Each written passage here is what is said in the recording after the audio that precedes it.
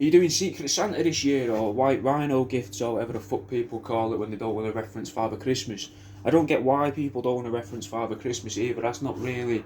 You can't. I don't think you can deem Father Christmas racist, or I don't know. Maybe it's because it's denominational. I don't know. Either way, though, if you're buying people gifts this winter, right, and it's in an office environment or something like that, a work environment, and there's been a limit imposed. Let's say the limit's 15 quid, right? You could get these, mate. It's a fridge magnet I've made out of a duckling's arse. It's the tail feathers and the arse of a dead duckling. And they just attach to your fridge, mate, like magnets do.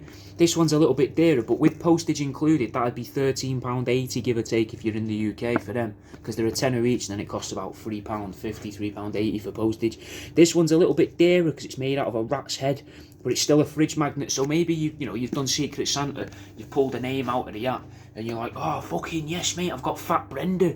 And you've always fancied a bit of a go on Fat Brenda. So spend a little bit more on Fat Brenda this Christmas.